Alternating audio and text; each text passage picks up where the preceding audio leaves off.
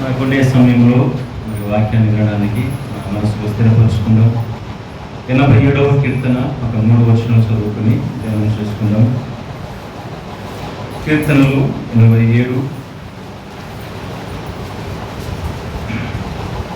ఒక 3 వచనాలు చదివి వినిపించండి. ఆయన పట్టణపు పునాది పరిశుద్ధ పర్వతముల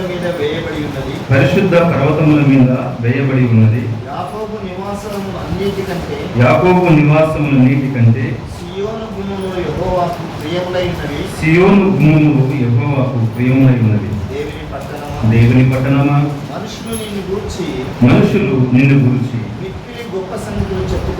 మిక్కిలి గొప్ప సంగతులు చెప్పుకుందరు. చిన్న ప్రార్థన చేద్దాం. దయగల ప్రభువా, నీకు స్తోత్రములు నాయనా. నీ మాటలు చదువుకుని ఉన్నాము తండ్రి. ఈ మాటలు వివరించడానికి ప్రభువా మా జ్ఞానము, మా తెలివి ఏమాత్రపది నీ పరిశుద్ధ ఆత్మ సహాయం చేత తెరిచి ఇందులో ఉన్న ఆత్మీయ సంగతులు మా దృష్టికి తీసుకుని వచ్చి మమ్మల్ని తండ్రి హెచ్చరించండి, దిద్దుబాటు చేయండి. నీ సారూప్యంలోనికి మార్చడానికి మమ్మల్ని మలచండి ప్రభువా. ముందున్న సమయము, వాక్యము మమ్మల్ని అందరినీ అప్పగించుకుంటూ యేసుక్రీస్తు నామం పేరిట ప్రార్థిస్తున్నాము తండ్రి, ఆమేన్.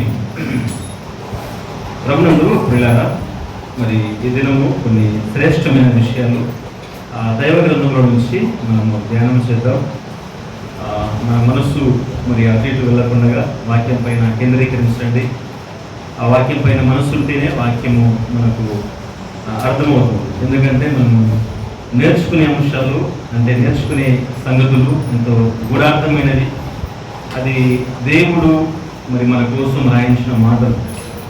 ఆయన ఆత్మపూర్ణుడు, ఆత్మస్వరూపి, మనము మట్టి స్వరూపుడు. ఆయన మేధస్సు, ఆయన జ్ఞానాన్ని మనము అర్థం చేసుకోవాలంటే మనము ఆత్మకు అప్పగించుకోవాలి, దేవునికి అప్పగించుకోవాలి. ప్రభువా నాతో మాట్లాడు అని ఎవరైతే అడుగుతామో దేవుడు వారితో మాట్లాడతాడు. ఇక్కడ కోరాహు కుమారుడు ఒక విలువైన మాటలు మాట్లాడుతున్నారు. 3వ వచనం భాగమే నేను చదువుతాను. దేవుని పట్టణమా, మనుషులు నిన్ను గురించి మిక్కిలి గొప్ప సంగతులు చెప్పుకుందరు. దేవుని పట్టణమా, మనుషులు నిన్ను గురించి గొప్ప సంగతులు చెప్పుకుందరు అనలేదు.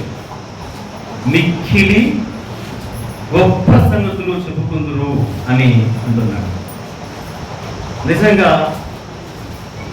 దేవుని పట్టణము గురించి ఈ భూమి మీద ఉండే మనుషులు మిక్కిలి గొప్ప సంగతులు మాట్లాడుకుంటుంటే అది కోరాహు కుమారులు ఆ విషయాన్ని మనకు బోధిస్తున్నారు. దేవుని పట్టణము గురించి గొప్పగా మాట్లాడుకుంటున్నారు మనుషులు. నిజంగా దేవుని పట్టణం ఏదండి? విశ్వాసుల గుంపు. ఇంకా చెప్పండి, భౌతికంగా చెప్పండి. దేవుని పట్టణం ఏదండి? యెరూషలేము. కొంత మనము భౌతికంగా ధ్యానం చేద్దాం, తర్వాత ఆత్మ సంబంధంగా కూడా ధ్యానం చేద్దాం. దేవుని పట్టణం ఏది అంటే యెరూషలేము. నిజమైన యెరూషలేమేనా? మత్తయి సువార్త చూడండి, 5వ అధ్యాయం 53వ వచనం. మత్తయి రాసిన సువార్త 5వ అధ్యాయం 53వ వచనం. లేదా 53. అక్కడ ఏముంటుందంటే 53 లేదు కదా, అక్కడ ఏముంటుందంటే యెరూషలేము చూడవద్దు, అది ఆయన పట్టణము అనే మాట చూడండి. ఎక్కడంటే 35. యెరూషలేము చూడనవద్దు, అది మహారాజు పట్టణం. యెరూషలేము ఎవరు పట్టణం అంట? మహారాజు పట్టణం. మహారాజు అనగా మన దేవాది దేవుడైన యేసుక్రీస్తు. ఆయన పట్టణము యెరూషలేము. ఈ యెరూషలేము గురించి భూమి మీద ఉండే మనుషులు మిక్కిలి గొప్ప సంగతులు మాట్లాడుకుంటూ ఉన్నారు. నిజంగా ఆనాడైనా ఈనాడైనా భౌతికంగా కనపడే యెరూషలేము, ఇజ్రాయేల్ దేశము గురించి మనుషులందరూ గొప్ప సంగతులు మాట్లాడుతున్నారు. మనుషులందరంటే మన భారతదేశం ఒకటే కాదు, ఈ భూమి మీద జీవిస్తున్న ప్రతి ఒక్కరూ. మరి ఇందాక అన్నగారు చెప్పినట్టు 850 కోట్లకు ప్రజలందరూ కూడా ఏ దేశం గురించి ఎక్కువ మాట్లాడుతున్నారు అంటే యెరూషలేము గురించి. ప్రతి ఒక్కరు యెరూషలేము గురించి మాట్లాడుతున్నారు, ఆ రోజైనా ఈ రోజైనా. ఎందుకు మాట్లాడుతున్నారు?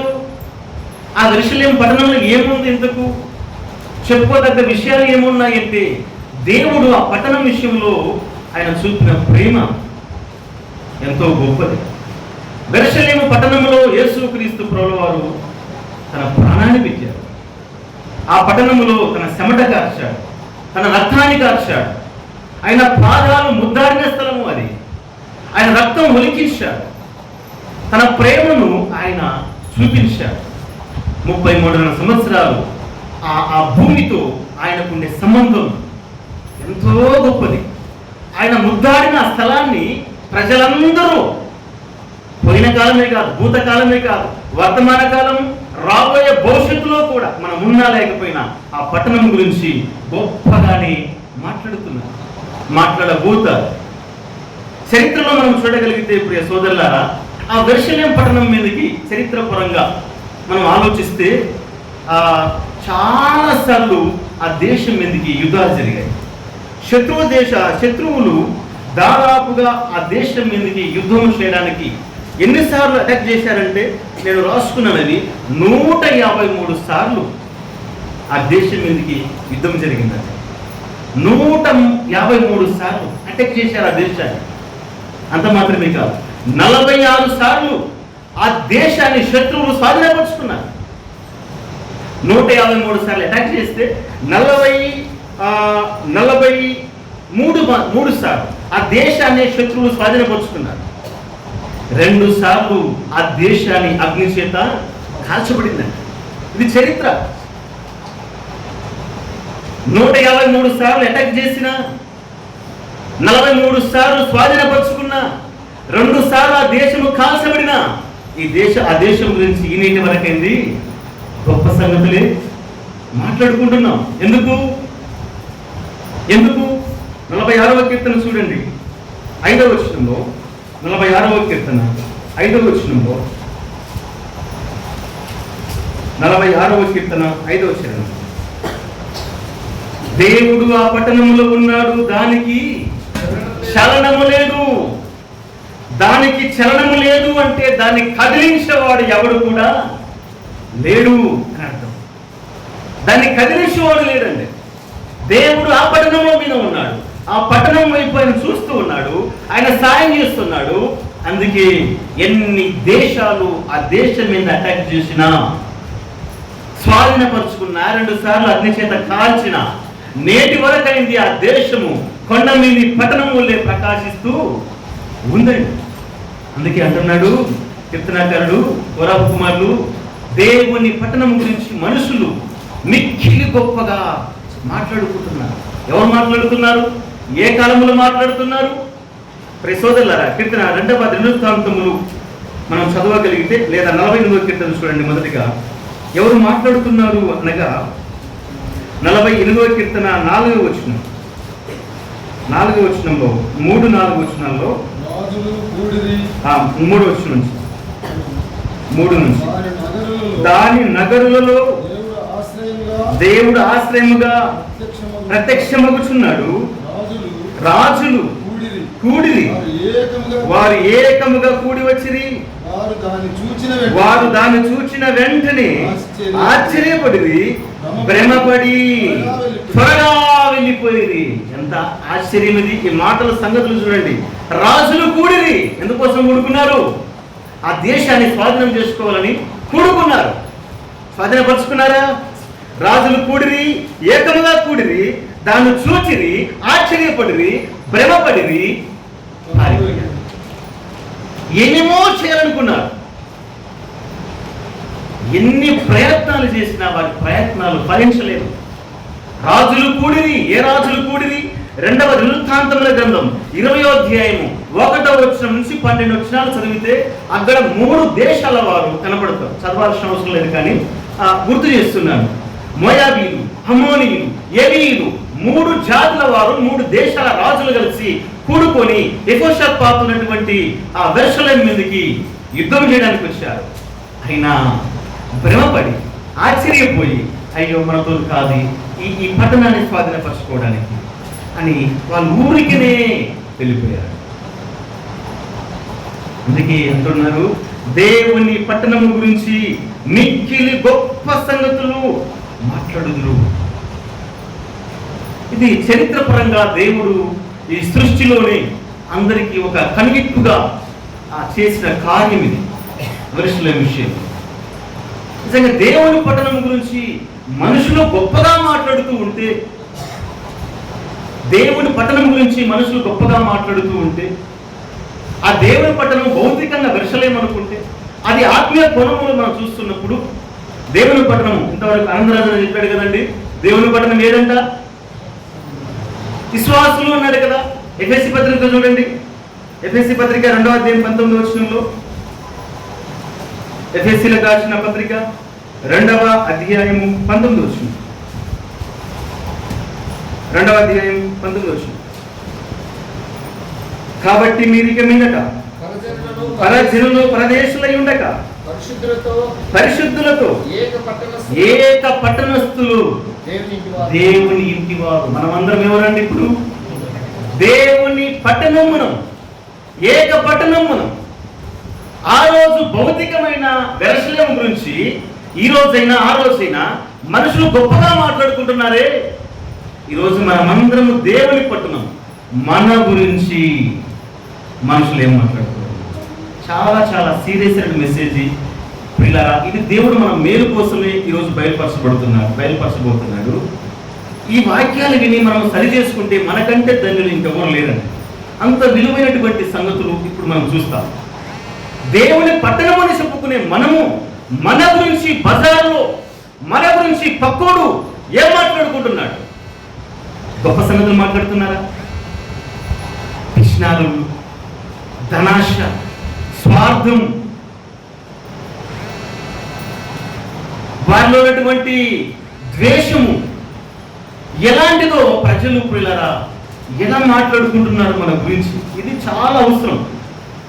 ఆ రోజైతే యెరూషలేము గురించి మాట్లాడారు, ఈ రోజు మన గురించి ఈ సమాజం ఏం మాట్లాడుతుంది? గొప్ప సంగతులు మాట్లాడుతున్నారా? సోదరి సోదరులారా, ఎలాంటి సంగతులు మన గురించి మాట్లాడుతున్నారు? మన గురించి మాట్లాడితే గొప్ప సంగతులే మాట్లాడాలి. ఈ క్రైస్తవ సమాజం గురించి ఏం మాట్లాడుతుంది లోకం? ఇది దేవుని పట్టణం. ఈ పట్టణం గురించి గొప్ప సంగతులే మాట్లాడాలి. అయ్యో క్రైస్తవుడే కాని వాడు ఒక వ్యభిచారి అని మాట్లాడితే ఏం మర్యాద ఉందండి క్రైస్తవులకు? ఆయన పేరు చెప్పుకునే బ్రతికైన పేరుకి ఎంత అవమానం. వాడొక జాగ్రత్తం చేసేవాడు, వాడొక దొంగతనం చేసేవాడు, వాడు మోసం చేసేవాడు. క్రైస్తవులే కానీ, పేరుకు మాత్రం క్రైస్తవులే కానీ దాని శక్తిని ఆశ్రయించక మాకి వారికి ఏమి పోలిక? మేము లోకంలో ఉన్నాం, మా వల్ల మీరు బ్రతికితే ఏమి లాభము అని మాట్లాడుతూ ఉంటే పరలోకమందున్న దేవుని యొక్క హృదయము ఎంత సంతాపం నవ్వుతుంది. సోదరులారా, మన గురించి సమాజం ఏం మాట్లాడుతుంది? ఎలాంటి సంగతులు మాట్లాడుతున్నాయి? ఒకటి యోహాను పత్రిక 3వ అధ్యాయములో మనం చూడగలిగితే, మొదటి యోహాను పత్రిక 3వ అధ్యాయము వచనము చూడండి ఒకసారి. 12వ వచనంలో ఒక అతను గురించి ఏమని మాట్లాడుతున్నాడు యోహాను భక్తుడు అంటే, మనము కయీను వంటి వారమై ఉండరాదు. కయీను చచ్చిపోయి ఎంతకాలమైందండి? కయీను చనిపోయి నేటికి ఎంతకాలం అయిందంటే చరిత్రను బట్టి చూస్తే పిల్లరా మనం చెప్పలేమంత పర్ఫెక్ట్గా. కానీ 1000 సంవత్సరాలు గతించిపోయింది. 1000 సంవత్సరాలు గతించిపోయినా ఈ యోహాను గారు అంటున్నాడు, మనము కయీను వంటి వారమై ఉండరాదు. ఇది మంచి మాటనేనా? అతని గురించి మంచిగానే మాట్లాడుతున్నాడా?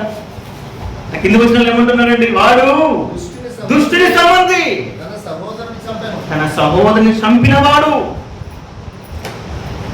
కయ్యను చనిపోయి సంవత్సరాలు, వేల సంవత్సరాలు గతించిన అతని గురించి నేటి వరకు మనము కూడా అంటున్నాము, కయ్యను వంటి వారంగా మనము ఉండరాదు అంటున్నాము కదా. మరి మన గురించి ఎలా మాట్లాడుతుంది సమాజం? ఇంకా అంటాడు యూదా పత్రిక 11వ వచనం చూడండి. యూదా పత్రిక 11వ వచనంలో, వారు కయ్యను నడిచిన మార్గంలో నడిచిరి, బహుమానం పొందవలని బిలాము నడిచిన తప్పు త్రోవలో పరిగెత్తిరి, కోరాహు చేసినట్టు. చూడండి పిల్లల, ముగ్గురు విషయాలు మాట్లాడుతున్నాడు. ఒకటి కయ్యను, రెండవది బిలాము, మూడవది కోరాహు. ఈ ముగ్గురు వ్యక్తుల గురించి ఏమని మాట్లాడుతున్నాడు యూదా గారు అంటే, మంచి మాటలు మాట్లాడలేదండి, మంచిగా మాట్లాడలేదు. సోదరి సోదరులారా, మన గురించి ఏమని మాట్లాడుతున్నారు? ఒక ఆకాను గురించి మాట్లాడితే, ఒక అత్యాశపరుడు తన ఆశ చేత తన కుటుంబాన్ని నాశనం చేసుకున్నాడు. ఒక గేహాజీ గురించి ఏం మాట్లాడుతున్నారు?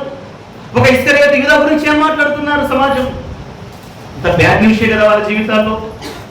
దేవుని పట్టణం అని చెప్పుకునే మన గురించి ఈ సమాజం ఏం మాట్లాడుతుంది? ఏమని మాట్లాడుకోవాలి? వెరుషలేమా, నిన్ను గురించి మనుషులు మిక్కిలి గొప్ప సంగతులు మాట్లాడుతున్నారు. మన గురించి మాట్లాడితే గొప్పగానే మాట్లాడాలండి ప్రజలు. మనకు మనం చెప్పుకోవడం గొప్ప కాదండి. చాలా మంది ఏం చేస్తారంటే, మన గురించి మనం చెప్పుకుంటాం, మన గురించి మనమే చెప్పుకుంటాం. దాన్ని ఏమంటారంటే మన భాషలో మన గురించి మనం డప్పు కొట్టుకున్నట్టు. అప్పుడే యేసుప్రభువు అంటాడు, ఏమంటాడంటే, మీరు ఇక్కడే ప్రతిఫలము పొందారు. మీ గురించి మీరు చెప్పుకున్నారు కదా, ఈయనే బహుమానం అయిపోయింది. నా దగ్గరకు వస్తే బహుమానము లేదు. నేను నీ గురించి గొప్పగా చెప్పుకోను, ఎందుకంటే నీ గురించి నీవే భూలోకం ముందు చెప్పుకున్నావు కదా, నీకు అక్కడికే అయిపోయింది. సోదరులారా, మన గురించి ఎలాంటి సంగతులు మాట్లాడుకోవాలి? 2-3 విషయాలు నేను చెప్పి ముగింపులోకి వెళ్తాను. మొట్టమొదటిగా చూడండి, మార్కు సువార్త 4వ అధ్యాయము 14వ అధ్యాయము. మార్కు రాసిన సువార్త 14వ అధ్యాయము 3వ వచనం నుంచి 9వ వచనాల వరకు ఆ సందర్భం ఉంది. చూద్దాము. 14వ అధ్యాయము 3వ వచనం చూడండి. ఆయన బేతనియాలో సీమోను ఇంట భోజనములకు కూర్చుండి ఉండినప్పుడు ఒక స్త్రీ మిక్కిలి విలువగల అత్తరు బుడ్డి తీసుకొని వచ్చి ఆ అత్తరు బుడ్డి పగలగొట్టి ఆ అత్తరును ఆయన తల మీద పోషను. అయితే కొందరు కోపపడి, ఈ అత్తరు ఇలాగ నష్టపరచనేలా, ఈ అత్తరు 300 దేనారముల కంటే ఎక్కువ వెలకమ్మి బీదలకు ఇవ్వవచ్చునని చెప్పి ఆయన గురించి సనుగుకొనిరి. అప్పుడు యేసుప్రభువు అంటున్నాడు, ఈమె జోలి పోకుడి, ఈమెను ఎందుకు తొందర పెడుచున్నాడు? ఈమె నా ఎడల మంచి కార్యము చేసిను. చాలండి, ఈమె నా ఎడల మంచి కార్యము చేసిన యేసుప్రభువు ఆమె ఆ విధురాల గురించి మాట్లాడుతున్నాడు. ఈమె గురించి మంచిగా మాట్లాడుతున్నాడు. కానీ మరికొందరు ఏమని మాట్లాడారు? చెడుగా మాట్లాడు. ఇంత నష్టం. అత్తర బుడ్డి దాదాపు అది ఎంత విలువ చేస్తుందంటే 300 దినారములు, 300 దినారాల విలువ. 300 దినారాల విలువ తెచ్చి పగలగొట్టి ఆయన పాదములు పూసింది.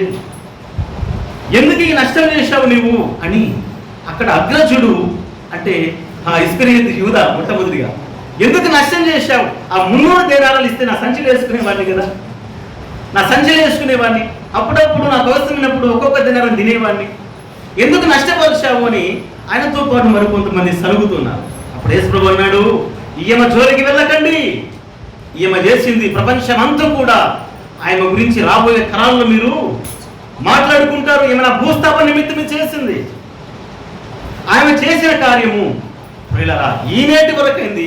ఆమె చేసిన కార్యాన్ని మనం గొప్పగానే మాట్లాడుతున్నాం.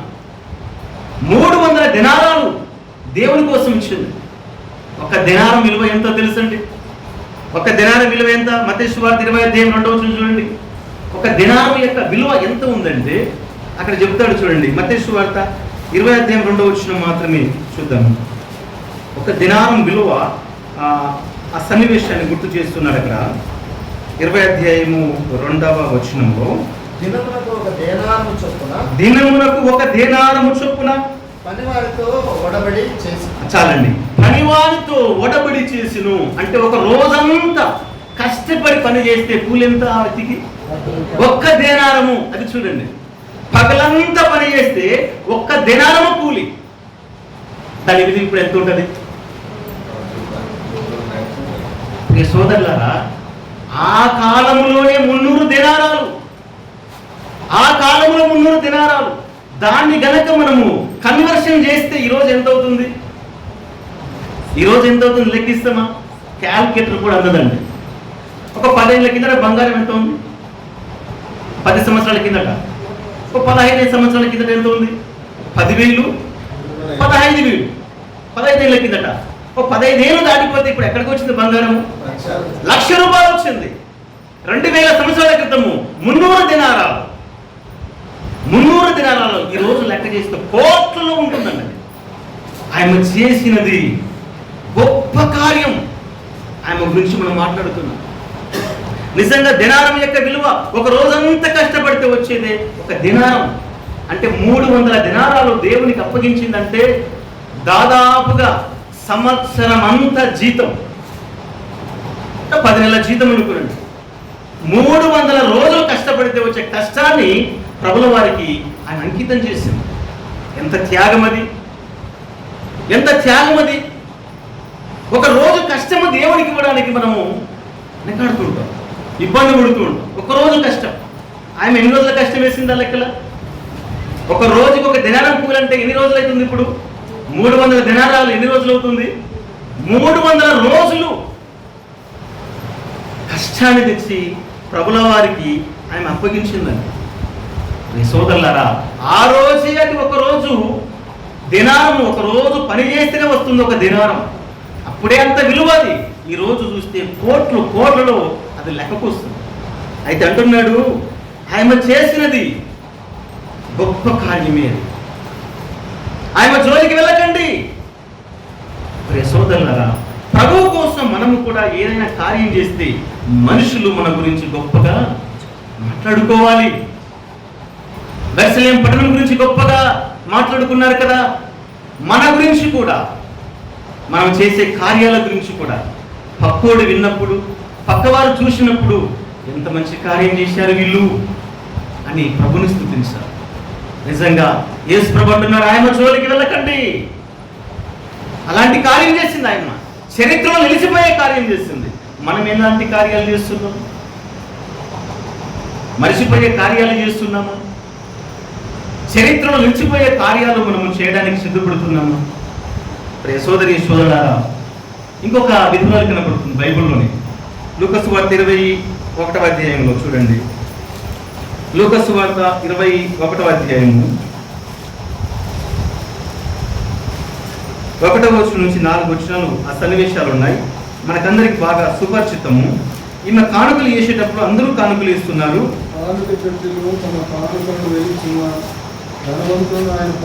ధనవంతులను ఆయన పారదూచింది. ఒక బీద విధవరాలు 2 కాసులు అందులో వేయిచుండగా చూచి, ఈ బీద విధవరాలు అందరికంటే ఎక్కువ వేసినని మీతో నిజముగా చెబుతున్నాను. ఆ బీద విధవరాల గురించి ఇప్పుడు ఎవరు మాట్లాడుతున్నారు? గొప్పగా ఎవరు మాట్లాడుతున్నారండి? సృష్టికర్తని యేసుక్రీస్తు మాట్లాడుతున్నాడు. పక్కనే ధనవంతులు ఉన్నారు, మాట్లాడే వాళ్ళ గురించి. ధనవంతుల గురించి మాట్లాడలేదండి. ధనవంతుల గురించి మాట్లాడకుండా బీద విధవరాల గురించి మాట్లాడుతున్నారు. నిజంగా ఈ సోదరులారా, ఆమె దగ్గర ఉన్నదంతా దేవునికి ఇస్తే చరిత్రలో ఆమె గురించి మనం మాట్లాడుతూ ఉన్నాం. మనకు మాదిరికరంగా ఉంది. విధవరాలు తమ కష్టాజితములో దేవుని కోసం ఇచ్చారు. ఇచ్చుటలో మన గురించి రాబోయే తరాలు మాట్లాడుకోవాలి. అలాంటి కార్యాలు చేయడానికి మనం సిద్ధపడాలి. మన గురించి మంచిగానే మాట్లాడాలి. ప్రియులారా, చెడుగా ఎన్నడూ కూడా మాట్లాడకూడదు. అది దేవుని యొక్క నామమునకు అవమానం. అయితే మన గురించి ఏమని మాట్లాడుతున్న సమాజం?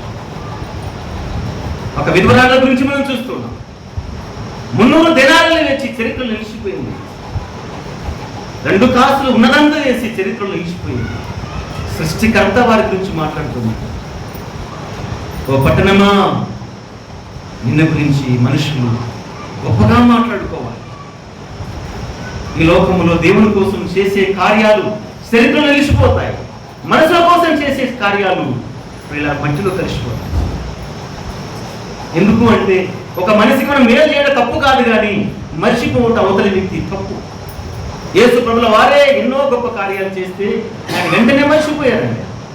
అదే దేవుని కోసము మనము గొప్ప కార్యాలు చేస్తే దేవుడు మర్చిపోడు. ఆయన ఎన్నడూ మర్చిపోడండి. ఆయన కోసం ఒక గ్లాస్ మంచిలిస్తూ కూడా ఫలాన్ని మీరు ఒప్పుకోను అంటారు. ప్రభు కోసము మనము గొప్పగా కార్యాలు చేయాలి, స్వార్థాన్ని పెంచాలి, వాక్యం అందించాలి, అనేక ఆత్మలు ప్రభు దగ్గర నడిపించాలి. పాట పాడడానికి, వాక్యం చెప్పడానికి దేవుడు మనకు ఆ వరం ఇవ్వకపోతే ఏదో ఒక వరములో ఒక వరాన్ని పొందుకొని ప్రభు కార్యాలలో మనము సాగిపోవాలి. మన గురించి గొప్పగానే మాట్లాడుకోవాలి. ఉన్న సమాచారం. 2వ మాట చెప్తాను చూడండి. 2వ మాట చదువుదాం. దానియేలు గ్రంథం 5వ అధ్యాయము 13-14 వచనాలు. దానియేలు గ్రంథం 5వ అధ్యాయము 13-14 వచనాలు చదువుదాం.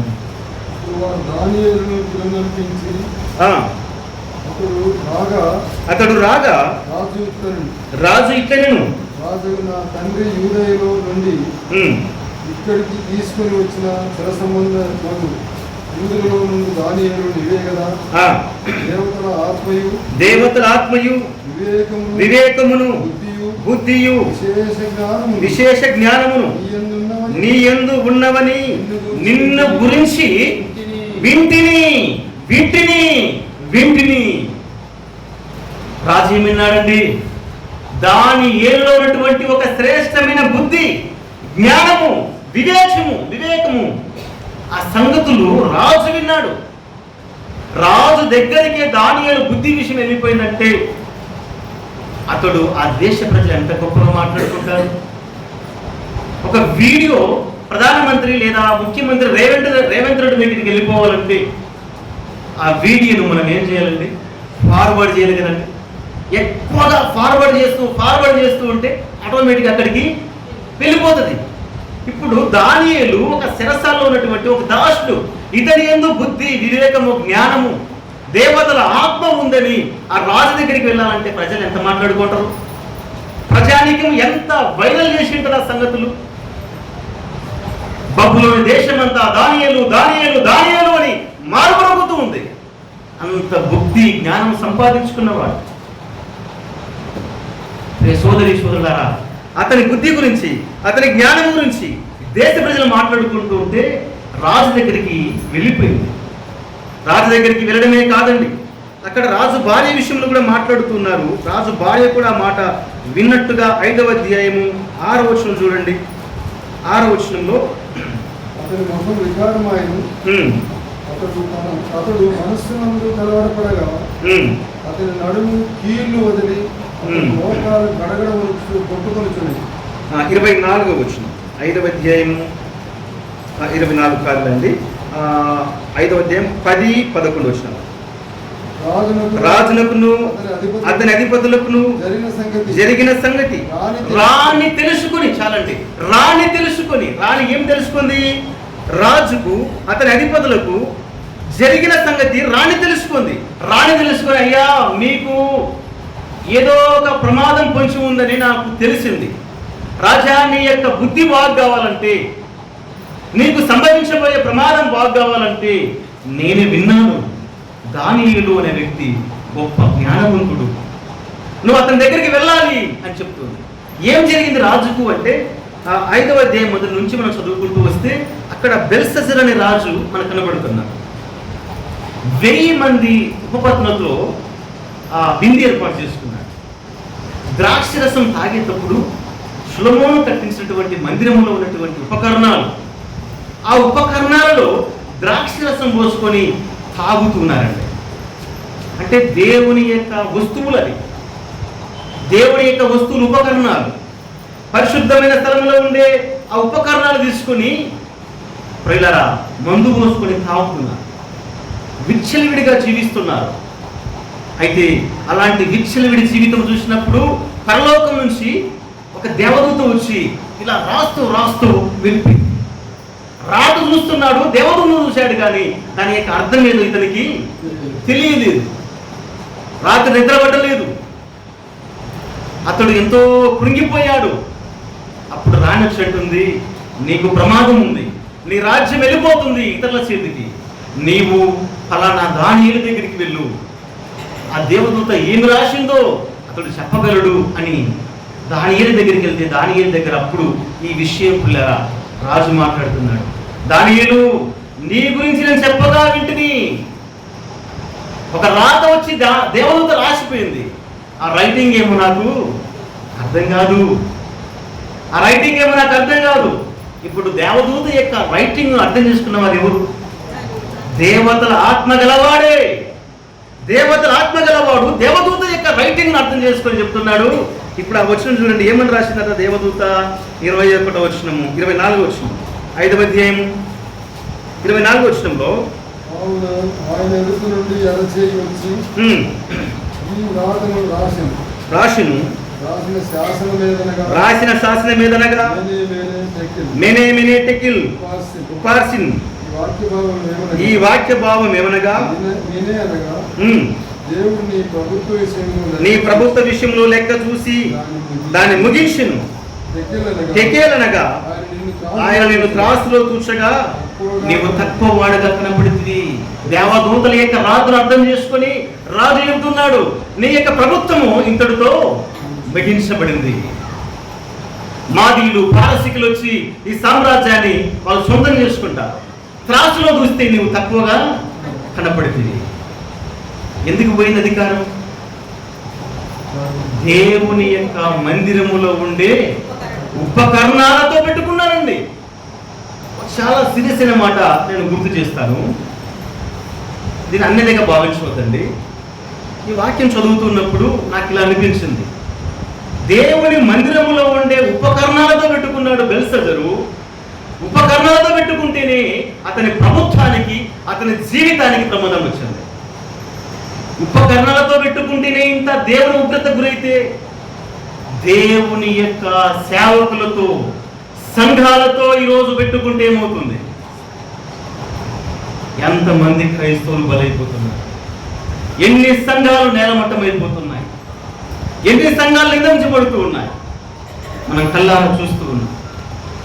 దేవుని యొక్క వస్తువులతోనే పెట్టుకుంటే అతని యొక్క రాజ్యమే ఇక లేకుండా పోతుంది. దేవుని సేవకులతో పెట్టుకుంటే ఈ ప్రభుత్వాలు ఏమైపోతాయి?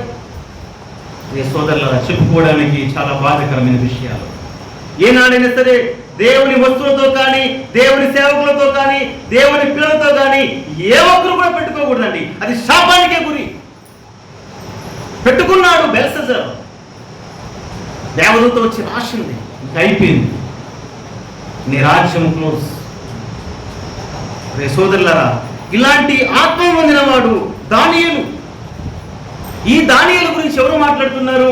ఆ దేశ సామాన్యమైన ప్రజలు మాట్లాడుతున్నారు. ఆ దేశపు రాజు భార్య మాట్లాడుతుంది. ఆ దేశపు రాజు కూడా, అయ్యా నీ గురించి నేను వింటిని. ఎంత జ్ఞానం కలిగిన వాడు దానియేలు. ఆత్మల జ్ఞానం అతడు చూడండి, అతడు దేవదూతల ఆత్మయు, తర్వాత వివేకము, బుద్ధి, విశేషమైన జ్ఞానము అతని ఎందు ఉండడం బట్టి దేశమే మాట్లాడుతున్నాడు. మనము కూడా అలాంటి అనుభవంలోనికి వెళ్ళాలి. మనము కూడా అలాంటి ఆత్మీయతలోనికి మనం వెళ్ళాలి. అప్పుడు మన గురించి దేవుడు ఎంతో సంతోషపడతాడు. రే సోదరి సోదరులారా, ఒక దానియేలు గురించి దేశమే మాట్లాడుకుంది. మిక్కిలి గొప్ప సంగతులు మాట్లాడుకుంటూ వచ్చారు. మన గురించి ఎలా మాట్లాడుకుంటున్నారు? మనలో కొంచెమైన వివేకం కనపడుతుందా? కొంచెమైన బుద్ధి కనపడుతుందా? కొంచెమైన దేవదూతల యొక్క ఆత్మ కనపడుతుందా? ఎలా కనపడుతున్నాం సమాజానికి? మనం ఎలా కనపడుతున్నాం? మనకు మనం పరీక్షించుకుందాం. కొంతమంది దేవతల వలె దేవదూతల వలె కనపడ్డారు బయట. వారి గురించి మిక్కులు గొప్ప సంగతులే మాట్లాడుకున్నాడు. ఎపఫ్రా మీ దూత అన్నాడు పౌలు. మీ దూత, అతడు దూత వంటి వాడు. పౌలును చూడడానికి ఫిలిప్పీ పట్టణంలో ఉన్నప్పుడు ప్రాణాన్ని తెగించి అక్కడికి వెళ్ళిపోయాడు. ఆ ఓడ ప్రయాణంలో ఫిలిప్పీ పట్టణం నుంచి రోమా పట్టణానికి వెళ్ళడానికి చాలా రోజులు పడుతుంది. సముద్ర మార్గాన వెళ్ళాలి పౌలును చూడడానికి. రోమా చెరసాలలో పౌలు ఉన్నాడు. ఆ ఎపఫ్రోదితు వెళ్ళడానికి ఆ ఫిలిప్పీ సంఘం నుంచి సిద్ధపడ్డాడు. అందరూ భయపడుతున్నాడు. ఓడ మార్గాన వెళ్ళాలి, ఓడలో ఉంటే దోమలు ఉడతాయి, భయంకరమైన రోగం వస్తుంది, మేము వెళ్ళము అని భయపడుతున్నారు. అరే, మనకు సువార్త చెప్పినోడు కదా, మనకు వాక్యం చెప్పినోడు కదా, అక్కడ చెరసాలలో బాధపడుతూ ఉంటే ఇక్కడ మనం ఎలా సంతోషిస్తూ ఉన్నాం. నేను వెళతాను అని ఫిలిప్పీ పత్రికలో పిల్లరా ఎపఫ్రోదితు ఆ సంఘం నుంచి పౌలు చూడడానికి వెళ్ళిపోతారు. అతడు వెళ్ళే మార్గంలో పౌలు దగ్గరికి వెళ్ళేసరికి అతనికి రోగం వచ్చేసిందండి. దోమల గురికి రోగం వచ్చేసింది. పౌలు దగ్గర వెళ్ళి నిలబడేసరికి పౌలు చూడండి, అయ్యో ఎంతో కాలం నన్ను చూడడానికి ఫిలిప్పీ సంఘం నుంచి ఎపఫ్రోదితు వచ్చాడే అని ఆనందపడాలా, అతనితో రోగంతో వచ్చాడని బాధపడాలా? సోదరులారా, నిజంగా రోగంతో వస్తే పౌలు ఆదరించి ప్రార్థన చేస్తే బాగుపడుతాడు. తర్వాత అక్కడి నుంచి కొన్ని పత్రికలు రాస్తే ఎపఫ్రోదితు ఆ పత్రికలు తీసుకుని మరలా 4 పత్రికలు ఆ చెరలో నుంచి ఎఫెసీ, ఫిలిప్పీ, కొలస్సీ, ఫిలెమోను ఆ సంఘాలకు పత్రికలు ఇస్తాడు. అంటే ఒక వ్యక్తి గురించి మనం మాట్లాడుతున్నామంటే గొప్ప కార్యాలు చేయాలి. ఎవరు తెగించకపోతే ఎపఫ్రోదితు తెగించాడు. సేవకుడు మన కోసం కష్టపడ్డాడు. ఈరోజు అతను జైలుకి వెళ్ళాడు కదా, జైలుకి వెళ్ళింది ఎందుకోసం రా? ఎవరైనా చంపి వెళ్ళాడా? ఎవరికైనా కీడు చేసి వెళ్ళాడా? సువార్త కోసం కదా జైలుకి వెళ్ళేది. నిజమే పిల్లరా, జైలుకి వెళ్ళవలసి వస్తే మనం దేనికోసం జైలుకి వెళ్ళాలి? ఎవరిని చంపి వెళ్ళకూడదండి, ఎవరిని చంపి వెళ్ళకూడదు, ఎవరితో కీడు చేసి వెళ్ళకూడదు. సువార్త కోసమే మనం జైలుకి. అలాంటి సందర్భాల్లో మనం వెళ్ళిపోతే మన గురించి రాబోయే తరము, ప్రస్తుతమైన తరము గొప్ప సంగతులు మాట్లాడుతారండి. అలాగూ మనం సిద్ధపడాలి. మన యొక్క విశ్వాసాన్ని కూడా మనము ఆ విధంగా బలపరుచుకోవాలి. మనం నడుస్తున్న ఈ సమాజంలో ఎటు వెళ్ళిపోతామో మన యొక్క విశ్వాస యాత్ర, ఇంకెన్ని శ్రమలు ఎదుర్కోవాలో మనకు తెలియదు. ఏది ఏమైనా చావు అనేది ఏ రూపకంగా రావచ్చు. తెగించి ప్రభు కోసం నిలిస్తే రాబోయే తరం మన గురించి మాట్లాడుతాం. అలా సిద్ధపాటు కలిగి మనం ఉండాలి. అప్పుడే మన గురించి గొప్ప సంగతులు మాట్లాడతారు. ఇంకొక విషయం చెప్పి ముగిస్తాను, ఒక 5 నిమిషాల టైం ఉంది. ఒక విషయం చూడండి, మత్తయి సువార్త 16వ అధ్యాయము 13వ వచనం. మత్తయి సువార్త 16వ అధ్యాయము 13, 14, 15 వచనాలు చూద్దాము. యేసు ఫిలిప్పీయులైన కైసరు ప్రాంతమునకు వచ్చినప్పుడు మనుష్య కుమారుడు ఎవరని జనులు మనుష్య కుమారుడు ఎవరనేది జనుల చెప్పుకొనుచున్నారని తన శిష్యులను అడగగా వారు కొందరు బాప్తిసం ఇచ్చి యోహాననియు, కొందరు ఏలియానియు, కొందరు ఇర్మియానియు, ప్రవక్తలలో ఒకడనియు చెప్పుకొనుచున్నారని అనిరి. చూడండి, యేసు ప్రభుల వారు కూడా ఏమనుకుంటున్నారంటే, నా గురించి మీ జనులు ఏమని చెప్పుకుంటున్నారు? గొప్ప సంగతులు చెప్తున్నారా, చెడ్డ సంగతులు చెప్తున్నారా, మిక్కిలి గొప్ప సంగతులు చెప్పుకుంటున్నారా అని యేసు ప్రభువే తన గురించి తాను ఏం మాట్లాడుకుంటున్నారని తెలుసుకున్నప్పుడు మన గురించి లోకం ఏమనుకుంటుంది? కొంత మనము కూడా తెలిసిన సహోదరుల చేత, పరిచయస్తుల చేత మనకు మనం పంచుకోవాలి. నేను ఈ కార్యం చేశాను ఏమనుకుంటుంది ప్రజలు? సోదరులారా, యేసు ప్రభుల వారే ఈ మాట అడుగుతున్నాడు. నా గురించి లోకం ఏమని చెప్పుకుంటుంది? లోకం ఏమని చెప్పుకున్నప్పుడు ఈయన ఎవరు అంటే, ఒకరేమో యోహానని, బాప్తిసం ఇచ్చే యోహానని, కొందరేమో ఏలియాని, మరికొందరేమో ఇర్మియా, 3 భక్తులు, 3 ప్రవక్తలను ఒక్కరిలో చూస్తున్నారంటే, 3 ప్రవక్తల్ని కలిసి ఒక్క యేసు ప్రభులో చూస్తున్నారు. ఎంత పవర్ఫుల్ గా యేసు ప్రభు బ్రతికింటాడు చూడండి. ఒక బాప్తిసం ఇచ్చే యోహాను ఛాలెంజ్ స్పీకర్, తప్పని 10 మందిలో భయపడకుండా గద్దించిన వాడు. అలాంటి పవర్ఫుల్ శక్తి యేసు ప్రభువులో చూశాను. ఏలియా, ఎవరు ఏలియా? అహాబు రాజుకి ప్రియులారా, ఇంతైనా భయపడకుండా సవాల్ చేసి ఆ కాలంలో ప్రభు పక్షాన్ని నిలిచినవాడు, రోషం కలిగిన వాడు ఏలియా. ఇర్మియా ఎంతో పవర్ఫుల్ వ్యక్తి. వారి జీవితాలు మనం చూడలేం, కానీ ఆ ముగ్గురు ప్రవక్తల యొక్క జీవితాలు ఎవరిలో చూశారంట ప్రజలు? యేసు ప్రభులో చూశారు.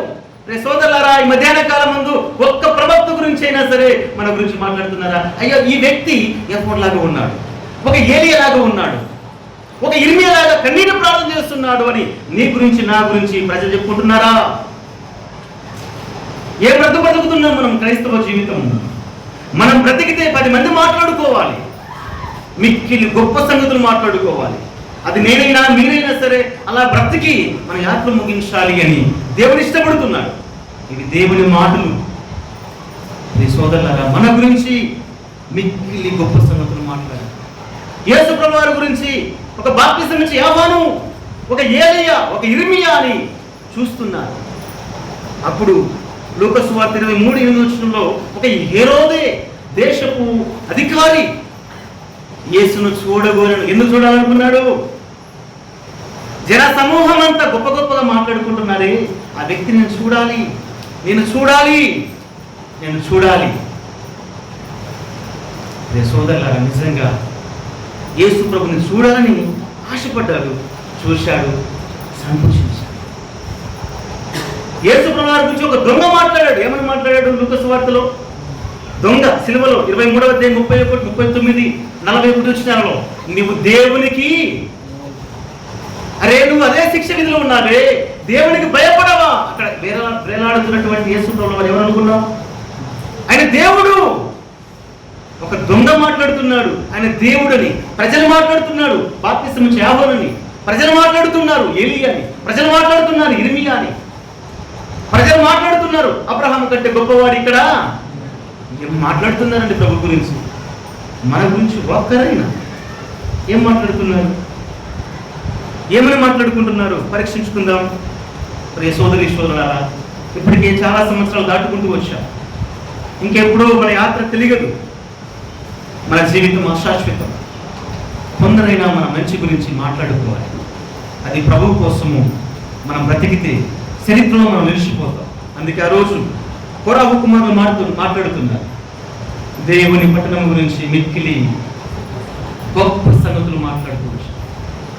మన గురించి కూడా ఇహలోకమే కాదండి, మనం బ్రతికితే ఒక స్వచ్ఛమైనటువంటి భక్తి సాధిస్తే మన గురించి ఈ లోకమే కాదు. ఎవరు మాట్లాడాలి తెలుసా? పరలోకం మాట్లాడాలి మన గురించి. పరలోకమే మన గురించి మాట్లాడాలి. నిజంగా మాట్లాడతారు పరలోకం మన గురించి? పరలోక సైన్య సమూహం మాట్లాడుతుందా? ప్రకటన గ్రంథం 7వ అధ్యాయం 14వ వచనం చూడండి. 7వ అధ్యాయము 14వ వచనంలో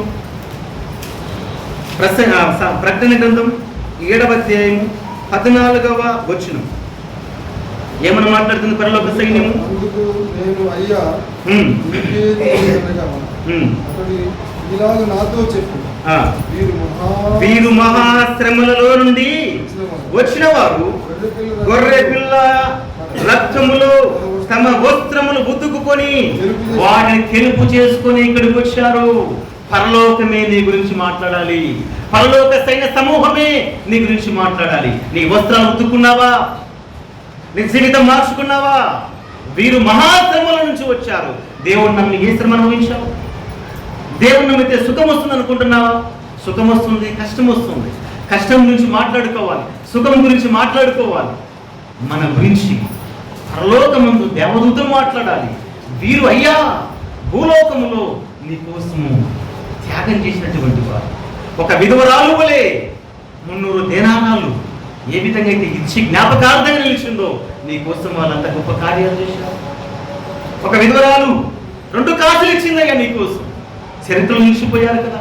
ఒక ఎపఫ్రదీతు ఎంత కష్టపడ్డాడో అలాంటి వారయ్యా వీరు కూడా నీ కోసము, ఆత్మల కోసము, మందిరాల కోసము, కూడికల కోసం మీటింగ్లు పెట్టి సంఘాలు స్థాపించి ఆత్మను సంపాదించారయ్యా వీరు గొర్రెపిల్ల రక్తములో తమ వస్త్రాలు తెలుపు చేసుకుని ఇక్కడికి వచ్చారు. పరలోకమే నీ గురించి, నా గురించి ఆశ్చర్యపడాలి. పరలోకం ఏనాడు కూడా కలవరపడవద్దు సోదరా.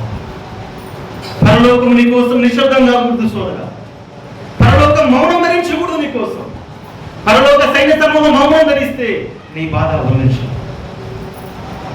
దయచేసి మార్పు చెంది యేసు ప్రభుల వారిని నమ్ముకొని మౌనం మూసుకుంది ఆయన సంఘంలో చేర్చబడి ఆ ప్రభు కోసం నీ జీవితాన్ని అంకితం చేస్తే నీ గురించి నా గురించి రాబోయే తరాలు గొప్పగా మాట్లాడుకుని ప్రభుల వారు సంతోషపడతారు. ఆయన సైన్య సమూహం సంతోషపడుతుంది. పరిశుద్ధులు కూడా ఆనందపడతారు. అలాగూ బ్రతకడానికి ప్రభు సాయాన్ని కోరుకుని సాగు. దేవుడు ఈ మాట దీవించి ఆశీర్వదించారు.